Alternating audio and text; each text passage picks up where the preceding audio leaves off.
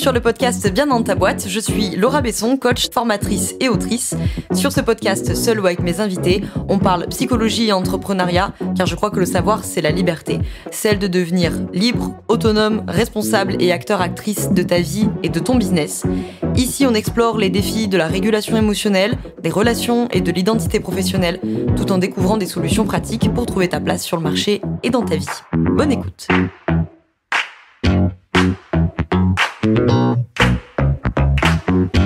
Bonjour à toi, bienvenue dans ce nouvel épisode du podcast Bien dans ta boîte. Aujourd'hui, je te retrouve avec le premier épisode de l'année 2025. Et donc, comme tous les ans, on attaque avec le traditionnel épisode de début d'année, c'est-à-dire les 3 leçons de l'année qui vient de s'écouler. Donc, pour cette fois, les 3 leçons de l'année 2024. Alors, 2024, on va pas se mentir, ça a été une année, ça s'est pas vraiment passé comme prévu. Ça a été plein de rebondissements. L'année avait pas tout à fait très bien démarré. Et ça avait même franchement mal démarré, d'ailleurs. Et bon, ça s'est franchement bien terminé, de manière tout à fait inattendue. Mais du coup, voilà, ça a été une année vraiment pleine de rebondissements, de changements de cap, des fois décidés, mais la plupart du temps pas décidés, qui s'imposaient. Et bon, il a fallu faire avec. Bref. Plein de rebondissements, plein d'imprévus, mal démarré, bien terminé. Donc, il y a de quoi dire. C'était même, pour être honnête, tellement un peu étonnante comme année, que, franchement, habituellement, quand je fais cet épisode de début d'année, des 3 leçons de l'année précédente, ça vient très naturellement, les 3 grandes leçons, quoi. Là, il a fallu un petit temps, quand même, pour se poser, parce qu'il y avait tellement de choses. En fait, j'ai l'impression qu'il y a eu tellement d'années dans l'année 2024 que j'arrivais même pas à tirer les 3 grands axes. Bref. Donc, on va les regarder, ces 3 grandes leçons. Avant ça, je me suis dit que c'était intéressant de faire un petit rappel en 30 secondes des 3 leçons de l'année précédente, donc des 3 leçons de 2023. Parce que du coup, tu vas avoir une continuité, et des fois des ruptures aussi, avec les leçons de l'année d'avant, des leçons qui ont continué, des leçons qui, finalement, un an plus tard, ça m'a permis d'expérimenter le contraire. Enfin bref, tu vas voir quand je vais t'expliquer, ça va être évident. On te met dans la description le lien vers l'épisode les 3 leçons 2023 si d'aventure tu veux l'écouter en entier, si les leçons là que je vais rappeler rapidement t'intéressent, que tu as envie de creuser, voilà, on te met l'épisode dans la description. Mais là je rappelle succinctement les 3 leçons de l'année encore d'avant, donc de l'année 2023, pour qu'on ait un suivi. Je regarde mes notes pour celles et ceux qui sont sur YouTube qui me vont regarder de côté. La première leçon 2023 c'était je suis beaucoup plus déterminée que je ne le pense. Alors déterminée au sens du déterminisme, c'est-à-dire du déterminisme social, du déterminisme culturel, au sens spinozien de la chose. Pas déterminée au sens le courage, la persévérance, mais déterminée au sens déterministe, comme je viens de le dire. Donc cette leçon-là de 2023, c'est très intéressant de la mettre en perspective de 2024, parce que cette année 2024 m'a permis beaucoup plus d'existentialisme, puisque ça a été justement une année de reconstruction, comme tu l'as compris. Et donc c'est intéressant, surtout si tu as l'habitude de venir à mes masterclass mensuelles ou de me suivre régulièrement en podcast ou que sais-je. Vous le savez, quand même plutôt un parti pris plutôt déterministe, pas 100%, mais enfin plutôt déterministe qu'existentialiste. Et cette année m'a permis d'expérimenter beaucoup plus d'existentialisme. Donc on va en parler dans les leçons 2024. La deuxième leçon 2023, c'était les gens savent toujours ce qu'ils font. Et confirmé pour 2024. Vraiment dans cette idée de je ne sais pas ce qui a fait de toi qui tu es aujourd'hui. Je ne sais pas ce qui a fait de toi pourquoi tu te comportes comme ça aujourd'hui. Mais par contre, vraiment, j'ai gardé en 2024 ce truc de ne pas suranalyser, fantasmer les raisons pour lesquelles les gens font ceci, les gens font cela. En fait, il ou elle dit ça, fait ça, mais peut-être, en fait, ça voudrait dire que... Non. Observer le réel, observer le comportement, car il n'y a que les actes qui nous engagent. C'est une partie de psychologie sociale qu'on voit dans la formation à la posture. Apprendre à être accompagnant ou accompagnante. Et la 3e leçon de 2023, c'était l'action crée toujours des résultats. On reste sur cette idée-là. Donc ça m'emmène à mes 3 grandes leçons de 2024. J'en ai donc notez 3, comme je viens de te le dire. 1. Le problème de ne pas avoir de vision. La 2e leçon 2024, c'est la question du collectif. Je vais les détailler bien entendu. Et la 3e leçon 2024, c'est aujourd'hui je n'ai rien fait mais quelque chose s'est fait en moi. Alors pour développer un petit peu, cette première leçon de 2024, c'est pas de vision, ça mène à la catastrophe. Alors, tu vas me dire, merci Besson, on est entrepreneur et entrepreneuse, on le sait, hein, parce qu'on nous le répète tout le temps, ou parce qu'on l'a soi-même expérimenté dans son entrepreneuriat. Donc évidemment, cette première leçon 2024, on va pas se mentir, c'est un grand coup de pied dans une porte qui était grande ouverte. Je vais pas avoir le Nobel avec ce truc-là, mais ça permet quand même. Hein. Ce qui est évident ne s'énonce pas, mais ça va quand même mieux en le disant, vous voyez. Et donc, pas de vision, c'est la catastrophe. Oui, c'est évident, ça ne s'énonce pas, mais ça va quand même mieux en le disant. Et surtout en se faisant l'auto-piqûre de rappel et de réexpérimenter phénoménologiquement dans le réel que effectivement, quand on n'a pas de cap clair, pour ceux qui ont la ref, on pédale un peu dans la semoule, hein. Alors, concrètement, pourquoi ça fait partie de mes leçons 2024 ? Parce que j'ai vraiment eu une démotivation pro sur la fin de l'année, surtout septembre un peu, puis octobre-novembre, là. Et en fait, vraiment, tu sais, dans ces moments-là, tu sais même plus trop par quel bout prendre cette démotivation, ce manque d'envie, ça fait des grandes remises en question. Bon, bref, tu connais la chanson, je pense. Alors que tu le sais, hein, parce que tu es déjà passé par là. Enfin, je veux dire, ça fait partie de la vie d'un entrepreneur, d'une entrepreneuse. C'est pas un truc qui te tombe dessus comme si ça t'était jamais arrivé d'avoir des moments de démotivation, de perte d'entrain, etc.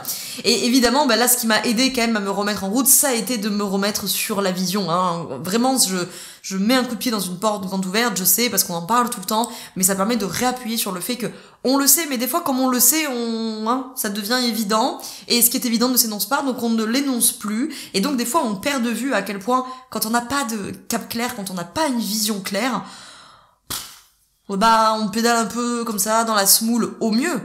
Au pire, on n'arrive même plus à se mettre vraiment en mouvement, on s'éparpille, on fait des trucs à droite à gauche parce qu'il faut les faire, on mouline dans le vide, on sait pas vers quoi on avance, on sait pas pourquoi on avance, et on sait pas comment on y va, du coup, de fait, hein, puisqu'on ne sait ni pourquoi ni vers où, donc évidemment on sait pas comment. Donc quand je dis vision, je ne parle pas uniquement de la grande vision. La grande vision que l'entreprise a pour le monde, pour les autres, etc. C'est important, hein, bien entendu. De toute façon, tu sais, toute l'approche politisée qui est la mienne, et donc forcément, elle est teintée de beaucoup d'idéologies. Mais quand il n'y a que ça, quand il n'y a que cette vision très idéologique, justement, très large, très globale pour le monde, qui est évidemment très important, des fois, on reste un petit peu idéaliste au sens philosophique, c'est-à-dire on reste dans le ciel des idées. On n'est pas forcément dans le concret, on est dans le ciel des idées, et donc on travaille sur la vision, et donc on veut pour le monde la liberté, la bienveillance, la compassion, la justice, l'équilibre, l'harmonie, bref, plein de valeurs que bien entendu je partage, hein. Mais une fois qu'on a fait ça, si on ne fait que ça, on n'aura pas beaucoup avancé, en fait, hein. On n'est pas beaucoup dans le réel, on n'est pas beaucoup dans le concret, on n'est pas très très matérialiste au sens philosophique de la chose. Et donc, là, le fait d'avoir été de m'être remise, du coup, sur les visions, j'ai envie de dire, les visions pro, vision perso, et dans le pro, cette vision très très globale pour le monde, pour les autres, etc. Et puis, la vision, on va dire, très pragmatique, concrète, matérialiste, de ce travail-là, j'ai été plus claire sur ma vision personnelle, et du coup, ça a permis de s'aligner, les astres s'alignent, si je pourrais dire ça comme ça. Donc, j'ai vraiment bien fait, leçon numéro 1 de 2024, j'ai vraiment bien fait de prendre ce temps pour me poser sur toutes ces histoires de vision, de faire des plans, etc. et me dire, ok, concrètement, je veux que ça ressemble à ça, et donc pour ça, il faut que ça soit fait, ça soit fait, ça il faut le déléguer, ça il faut recruter, ça il faut le mettre en place, blablabla, et surtout, comme je le dis souvent, qu'est-ce qu'il faut arrêter, hein, parce que plutôt que de rajouter tout le temps, des fois il faut rajouter des choses, et puis des fois il faut en enlever, d'accord ? Donc il faut arrêter de faire ça, il vaut mieux faire ça à la place de ça, il faut supprimer, il faut refuser, il faut dire non à telle collaboration, il faut dire non à tel lancement, il faut dire non à telle idée que j'aimais bien, mais ça rentre pas dans la vision 2025, par exemple, ça attendra pour 2026 ou pour plus tard. Et donc, évidemment, ça nécessite d'arrêter tout ce qui nous maintient dans la vision d'avant, hein, précisément. Et c'est assumer cette vision concrète aussi qui contribue à nous démarquer sur le marché, surtout quand on est sur des marchés qui sont assez saturés, où il y a beaucoup de monde, et on se retrouve des fois un peu tous à proposer un peu tous la même chose, à faire un peu tous les mêmes contenus, même si on a l'impression d'avoir fait un truc super disruptif parce que le marché, ils sont en bleu et en vert, et que moi j'ai fait mon truc en rose ou en rouge, et donc j'ai l'impression d'avoir fait un truc super clair. Bon, C'est pas très original, on est sur un marché très saturé, il y a beaucoup de monde, on est un peu tous à la même chose. Voilà, tu es entrepreneuse, ta valeur c'est la liberté. Ah bah, no kidding, vraiment pince-moi, je sais, comme tout le monde en fait. Tu es pro de l'accompagnement, tes valeurs c'est la compassion, l'empathie, la bienveillance. Oui, c'est ton métier, j'ai envie de dire. Donc bon, voilà, ce qui veut pas dire que c'est mauvais, mais c'est pas forcément des axes qui sont vraiment très démarquants sur le marché. Donc gardez en tête que à vouloir faire des trucs consensuels, du coup des fois on n'est pas remarqué parce que du coup on se retrouve à faire un peu la même chose que tout le monde. Donc moi je suis pas une partisane de dire qu'il faut cliver pour cliver et d'aller faire des contenus clivants sur LinkedIn, je sais pas quoi, pour faire des vues, du reach, de l'algorithme, blablabla. Mais c'est pas de ça dont je parle, c'est d'assumer une vision audacieuse et concrète, parce que des fois on a de la vision entre guillemets audacieuse, je veux ça pour le monde avec mon entreprise, etc. Mais encore une fois, comme je disais un peu plus tôt, c'est idéaliste, on est dans le ciel des idées. Alors la vision elle est super, elle est belle, elle est entraînante, tout ce que tu veux, mais concrètement dans l'entreprise il y a quoi comme action engagée dans le sens de ses valeurs? Concrètement, que propose l'entreprise ou l'activité future, si tu es futur entrepreneur ou entrepreneuse, qu'est-ce qu'on a anticipé de mettre en place pour que concrètement, soyons un petit peu matérialistes au sens philosophique de la chose, concrètement, il y a quoi qui vient l'incarner, cette vision audacieuse? Et donc ça va demander forcément de mettre en place des choses, des offres, des politiques d'accompagnement, des manières de communiquer, bref, de mettre en place des choses qui incarnent bien entendu cette vision dans le réel et qui du coup de fait vont aussi, si la vision est audacieuse, vont contribuer aussi du coup à te démarquer sur le marché. D'ailleurs du coup, petite parenthèse, je rappelle puisque tu m'écoutes le 7 janvier, si tu m'écoutes le jour de la sortie de l'épisode ou dans les jours qui suivent, que mardi prochain, donc le 14 janvier 2025, pour qu'on soit clair sur les dates, c'est le coaching collectif de début d'année du coaching d'ICA pour les professionnels de l'accompagnement qui veulent dépasser les 10 000 € de chiffre d'affaires cette année, sans renier bien entendu leur valeur et leur déontologie, parce que vous me connaissez, c'est un point important, et à prix mini, il y avait un tout petit prix, donc il faut en profiter parce que je fais jamais des prix comme ça chez Bien dans ta boîte, avec l'option aussi d'avoir d'ajouter une séance individuelle mais c'est tout à fait optionnel si on veut vraiment un prix mini. Voilà, donc on a ce coaching collectif, ce coaching de groupe mardi matin le 14 janvier, et puis tu as plein de templates pour faire ton bilan 2024, préparer 2025, travailler sur ton offre, et justement on va aussi parler de tout ça, de cette question de la vision, concrètement les stratégies qu'on met en place, parce qu'il faut qu'on ait aussi quelque chose de concret sans bien entendu, renier sur nos valeurs, notre déontologie, encore plus quand on est professionnel de l'accompagnement, bien entendu, c'est important. Ça coûte 67 balles, donc on est vraiment sur petit prix, même si ça reste 67 €, c'est pas négligeable, mais en tout cas c'est beaucoup moins, c'est incomparable avec le reste de mes offres, tout du moins. Donc on te met les liens dans la description si tu veux nous rejoindre, c'est encore possible. Et que tu veux retrouver justement pour 2025 un peu de joie, de sérénité, de légèreté, de soulagement dans son activité quand on est pro de l'accompagnement et que ça démarre pas comme on veut et qu'on en a marre. Et comme je disais là, on pédale dans la semoule, on se disperse et du coup on dépense plein d'énergie mais c'est pas concentré au bon endroit. En tout cas c'est concentré sur trop d'endroits et du coup ça se disperse et du coup c'est pas conséquent, c'est pas efficace. Deuxième leçon de 2024, pour moi, ça a été de la jouer collectif et de le faire bien. Je m'explique. Alors, si tu connais, peut-être tu m'en as déjà entendu parler, ou chez mes confrères ou consoeurs, le bilan des forces de caractère de psychologie positive. Le travail collectif chez Bibi, ça fait des années, que ça sort en 23e sur 24. Il se dit dans ma famille, dans la saga familiale, dans le roman familial, comme on dirait en systémique, que après papa, maman, la première phrase que votre serviteuse a su dire, c'est moi tout seul. Donc clairement, travailler en équipe, le collectif, etc. C'est pas tout à fait ma came, même si il y a du travail en équipe chez Bien dans ta boîte, mais c'est vrai que Axel, qui est en train de monter cet épisode, d'ailleurs, peut en témoigner. Il y a beaucoup d'autonomie, dépenses, etc. C'est pas vraiment mon fort, soyons clairs. J'ai vraiment un très gros socle de croyance de je dois me débrouiller toute seule, on n'est jamais mieux servi que par soi-même, je dois moi tout seul, blablabla. Bon. Alors l'avantage, comme toutes les forces, en tout cas, là, c'est une faiblesse, mais du coup, je veux dire, toutes les forces ont leur corollaire en faiblesse, et donc toutes leurs faiblesses ont leur corollaire en force. Donc, ma faiblesse sur le travail collectif et sur le travail en équipe a évidemment l'avantage de me doter de beaucoup de force d'autonomie, d'indépendance, etc. Et du coup, de fait, c'est aussi une faiblesse, puisque quand on fait tout seul, eh bien, on avance moins vite. Et où on avance moins bien, on travaille moins bien. Évidemment. Donc ça a été vraiment un des gros apprentissages de mon année 2024, de travailler beaucoup plus en équipe, déjà sur le plan politique, puisque comme tu le sais, l'année 2024 n'a pas tout à fait été reposante sur le plan politique.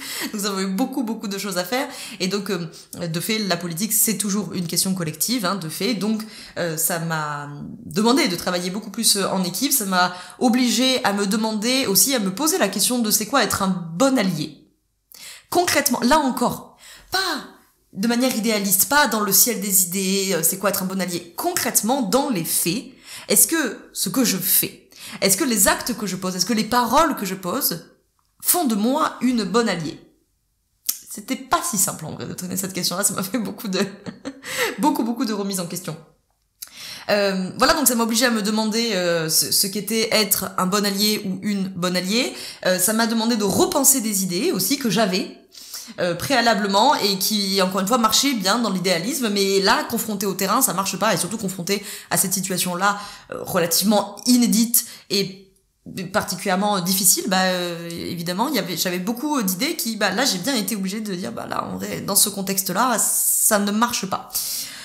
Et puis sur le plan plus personnel, outre l'investissement politique, la jouer collective dans le plan personnel, notamment dans le cadre de plein de rencontres, parce que vraiment 2024 a été une année de rencontres. J'ai rencontré beaucoup de gens différents. La politique n'y est pas pour rien aussi, mais également dans le chemin personnel, en dehors du chemin militant et du chemin professionnel. C'est une année où j'ai rencontré beaucoup de monde, et donc ces rencontres m'ont amené aussi à réfléchir cette question de la jouer collectif et de jouer collectif bien, de le faire bien, et notamment une rencontre en particulier qui m'a mis sous le nez combien je pouvais très bien me gargariser de dire qu'il fallait pas être individualiste, blablabla, mais que le fait est qu'avec le type de croyance que je peux avoir, avec le socle de croyance que je fais avoir, il faut que je fasse tout seul, il faut que je me débrouille toute seule, etc. Et bien par définition, je ne laisse pas de place aux autres. Alors ok, ma chère Laura, tu n'es peut-être pas individualiste dans les idées, encore une fois. D'un point de vue idéaliste, tu ne l'es pas. Mais dans la matière, ça, même si tu ne le penses pas comme ça, même si c'est de bonne volonté, de bonne intention, l'enfer est pavé de bonnes intentions. Donc même si tu as la bonne intention de fustiger l'individualisme et de dire que tu ne l'es pas, le fait est que concrètement dans la matière, quand tu as un socle de croyance du type il faut que je me débrouille toute seule, et comme je te disais juste avant, il s'avère qu'en fait dans la matière, concrètement, tu as des comportements individualistes, pas parce que tu l'es, mais parce que forcément avec ce genre de croyance, ça produit des comportements qui du coup en plus sont contraires aux valeurs, dissonance cognitive, etc., tu connais. Donc surtout évidemment quand on a comme moi un gros socle de croyances du type je dois faire toute seule, je dois me débrouiller toute seule, etc., ça s'accompagne la plupart du temps, quasi inévitablement, d'un gros besoin de contrôle. Et donc ça peut faire sentir à l'autre, enfin en tout cas que l'autre se sente pas digne de confiance, pas capable, pas à la hauteur, parce que comme tu fais tout seul et que tu veux tout contrôler, l'autre il peut se dire en fait elle fait tout toute seule, elle veut tout contrôler parce qu'en fait elle ne me fait pas confiance parce que je ne suis pas à la hauteur de le faire, etc. Donc après ça c'est la thématique des constructions du monde qu'on se valide les uns les autres, et donc on va rentrer dans la thématique de la double contrainte réciproque, mais c'est pas le sujet de l'épisode du jour, donc je vais pas trop digresser, sinon l'épisode il va durer 45 minutes. En revanche, on voit ça en détail dans la formation accompagner avec une vision systémique, pour apprendre donc à accompagner avec une vision systémique, puisque c'est vraiment un sujet de la systémique, c'est comment les membres du système ont chacun des constructions du monde, des demandes, ce qu'on appelle des programmes officiels en systémique, je fais une mini digression, qui sont souvent contraires aux constructions du monde. Si j'ai une construction du monde qui dit je ne suis pas importante, ma demande c'est fais-moi me sentir importante. Donc on a souvent des demandes qui sont contraires à nos constructions du monde. Et c'est souvent d'ailleurs la plaie de beaucoup de couples, ce qu'on appelle la double contrainte réciproque, c'est-à-dire de se valider là-dedans. Et pas que dans les couples. Et donc c'est vraiment un lieu très très important de conflit, de délitement de la relation. Et c'est souvent une thématique pour les pros de l'accompagnement, que c'est important que vous ayez en tête cette notion, parce que ça peut vous éclairer beaucoup de choses des personnes que vous recevez en séance. Mais si ça vous paraît un peu trop technique, un peu jargonique, mais que vous avez envie de vous former, pas de panique, puisque la formation dont je te parle, accompagnée avec une vision systémique, elle attaque le 3 février. Par contre, faut s'en occuper parce qu'il ne reste que 3 places et qu'elle ne revient pas avant 2026. Bref. Et j'en ai fini avec ma deuxième leçon 2024. Et donc il nous reste la troisième et dernière leçon que je peux extraire, tirer de l'année 2024. C'est une phrase en fait qui est affichée dans le cabinet de ma psy, qui dit « Aujourd'hui je n'ai rien fait, mais quelque chose s'est fait en moi ». Et donc cette petite citation que j'ai sous le nez une fois par mois et demi depuis 3 ans que je consulte cette psy, elle m'a toujours beaucoup plu, cette phrase, elle m'a toujours fait sourire, je la trouve très bien, très sage, mais cette année, elle a pris une connotation différente. Hein. Il y a ça se colore de manière un peu singulière au fur et à mesure des années. Et cette année, ça avait une couleur toute singulière. Aujourd'hui, je n'ai rien fait, mais quelque chose s'est fait en moi parce que ça résume vraiment des pans entiers de mon année 2024 où, pour plein de raisons, notamment personnelles, j'ai moins travaillé, j'ai beaucoup moins produit, ou tout du moins des périodes où j'ai quand même travaillé et produit, mais où j'avais la sensation de ne pas en faire assez, la sensation de ne pas avancer, comme je te disais au début de l'épisode, de pédaler un petit peu dans la semoule, de pas trop savoir où j'allais, ou des fois tu sais, je suis sûre que tu connais ce genre de journée où tu as fait beaucoup de choses, mais tu as la sensation de n'avoir rien fait, et que tu sais, il faut vraiment que tu fasses l'exercice conscient de dire non mais en fait c'est pas vrai, j'ai fait ça. Voilà, j'ai eu beaucoup de moments comme ça durant 2024. Donc plein de moments où j'ai moins travaillé, moins produit, où j'ai eu la sensation de moins travailler, moins produire. Mais par contre, tant de choses se sont faites en moi cette année. Et donc c'est pour ça que je te dis ça prenait d'autant plus une autre coloration de aujourd'hui, je n'ai rien fait, mais quelque chose s'est fait en moi. D'ailleurs, j'ai envie de dire c'est QFD, hein, parce que après plein de longs mois hein, qui m'ont paru. C'est pour ça que je te disais au début, j'ai l'impression qu'il y a eu 45 années en 2024, parce que dans mon année, personnellement en 2024, il y a eu tellement de, comment dirais-je, de moments différents, d'ambiances différentes, d'objectifs différents, de priorités. Et encore une fois, que j'avais pas toujours choisi, hein, mais qui se sont imposés et qui m'ont obligé plusieurs fois, que j'ai l'impression qu'il y a vraiment espèce de un peu de 4 époques dans mon année. Hein. J'avais vraiment par trimestre, il y avait vraiment une ambiance différente par trimestre. C'était assez singulier comme année. Et donc notamment les 2-3 premiers trimestres. Deux et demi, on va dire ça comme ça. C'est surtout là hein, que j'avais la sensation que je pédalais dans la semoule, j'avais l'impression de faire un truc et puis que ça se déconstruisait derrière. J'avais l'impression de ah putain là ça va mieux. Le mois de mai par exemple, waouh, j'ai l'impression d'avoir enfin fait 10 pas en avant, et le mois de juin, bim, j'en fais 15 en arrière, et j'ai vraiment eu cette sensation là. Surtout le premier semestre 2024. Mais comme je disais, j'avais peut-être l'impression, et des fois c'était vrai d'ailleurs, j'ai moins travaillé, moins produit, moins fait de choses, mais qu'est-ce qu'il s'est fait de choses en moi? Et d'ailleurs c'est QFD, puisque après dans la deuxième partie de l'année, mais alors tout s'est accéléré à une vitesse de dingue. Voilà, c'était vraiment particulier, vraiment comme année. Un premier semestre, ça y va pas, je construis, ça se déconstruit, assez laborieux, pénible, avec des moments d'accélération où je me disais ah ça y est, c'est bon, ça redémarre, et puis bon, il y avait un backlash un peu comme ça, et d'un coup d'un seul, j'ai pas compris ce qui s'est passé, tout s'est enchaîné avec une vitesse dingue sur la deuxième partie de l'année. Et donc, pour conclure cette leçon et m'amener du coup à la conclusion de cet épisode, eh bien je rappelle là aussi vraiment toute la thématique du capitalisme intériorisé. J'en ai parlé dans un épisode récemment, il y a quelques semaines, sur la culpabilité de se reposer. On te le met dans la description si tu veux aller l'écouter. Et vraiment là, il y a vraiment cet aspect hein, du capitalisme intériorisé, où on a intériorisé ces injonctions à la performance, à la productivité. Il faut tout le temps faire quelque chose, il faut tout le temps avancer, il faut tout le temps produire, il faut tout le temps avoir la sensation d'avancer vers un nouvel objectif, vers un nouveau but, d'avoir quelque chose à dire hein, de son année. Rien que ça, il faut avoir des leçons à tirer, il faut avoir accompli quelque chose, et à peine a-t-on fait ces bilans-là que bim, quelles sont les stratégies, les objectifs 2025, bon bref, toutes ces notions de capitalisme intériorisé qui nous mènent, bien entendu, on le sait, hein, des fois, comme moi je l'ai eu cette année, et peut-être comme toi aussi, à avoir des moments où en fait, on n'avance pas beaucoup, et on produit pas beaucoup, voire on n'avance pas du tout, et on ne produit pas du tout, ou on ne fait rien. On n'est pas dans cette culture du faire parce qu'on veut pas, ou parce que on ne peut pas. Et que pour autant, comme c'est très bien dit dans le cabinet de ma psy depuis des années, c'est pas parce que tu n'as rien fait qu'il ne s'est rien fait en toi. Voilà pour les 3 grandes leçons de l'année 2024. J'espère qu'il y a des choses qui t'auront plu, qui ont résonné, etc. Un petit aparté de 2 secondes pour les rendez-vous de 2025. Comment on fait pour se retrouver avec Bien dans ta boîte? Tous les mois, on a la masterclass gratuite du mois. Donc, on te met les liens dans la description pour le premier trimestre 2025 parce qu'elles sont déjà ouvertes aux inscriptions. On fera les différents courants politiques. C'est ce midi, si tu m'écoutes à la sortie de l'épisode, c'est ce midi. En février, la masterclass, c'est savoir gérer les conflits. En mars, ça sera sur le féminisme. Et puis d'ici là, il y aura avril, mai, juin, etc. qui sortiront. Donc ça, c'est les lives mensuels. Ça dure 1h15, 1h30. C'est tous les mois. C'est entièrement gratuit. On se retrouve avec le podcast, bien entendu, on se retrouve avec la newsletter qui est le moyen le plus simple d'avoir toutes les infos et de pas louper des liens, etc.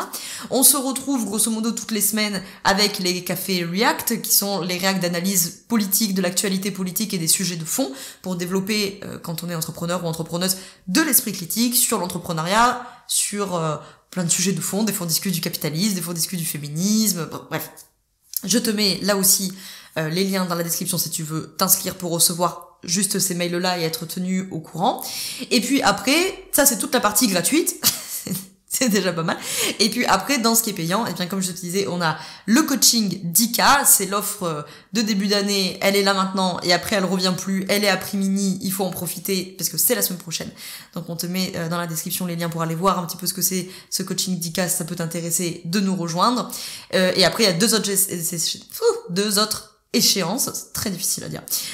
Début février, c'est la formation accompagnée avec une vision systémique qui attaque, il ne reste que 3 places, c'est la formation posture niveau 2. Donc on te met là aussi les liens dans la description si tu veux aller voir, et je la fais qu'une fois par an, donc ça ne revient pas avant 2026.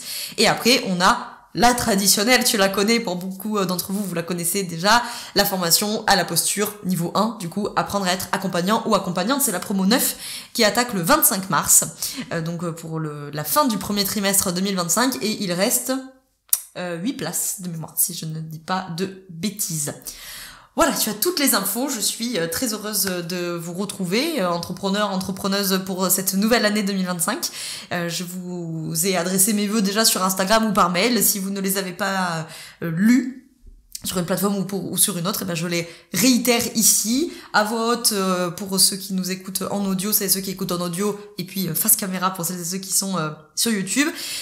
Écoutez, je vous souhaite une belle année 2025, je vous la souhaite la plus heureuse possible, je vous souhaite d'y être épanoui, fort, solidaire, révolté, révoltant. Je vous souhaite le plus d'élan vital possible, ce qui vous met en mouvement. Vous me connaissez, pour beaucoup d'entre vous, je ne vais pas vous souhaiter le lâcher prise, le renoncement, la distance, le recul, je ne sais quoi. Non, je vous souhaite la vigueur et l'énergie de mener les combats qui vous animent ou qui vous obligent, bien entendu, des fois nous sommes obligés. Et en tout cas, je vous remercie tout du moins d'être toujours là après plusieurs mois ou plusieurs années, et je souhaite la bienvenue aussi à tous les nouveaux et les nouvelles. Et je vous remercie de m'avoir écouté, et puis je vous retrouve la semaine prochaine pour l'épisode des bugs de la semaine prochaine.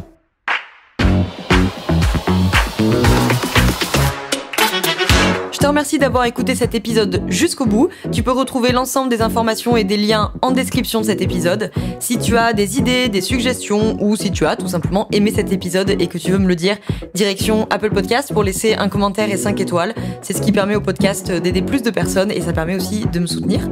Tu peux aussi partager cet épisode à un entrepreneur ou une entrepreneuse qui pourrait en avoir besoin. Je te souhaite une très belle journée ou une très belle soirée selon quand tu m'écoutes, et surtout, je te souhaite d'être bien dans ta boîte. Ciao, ciao.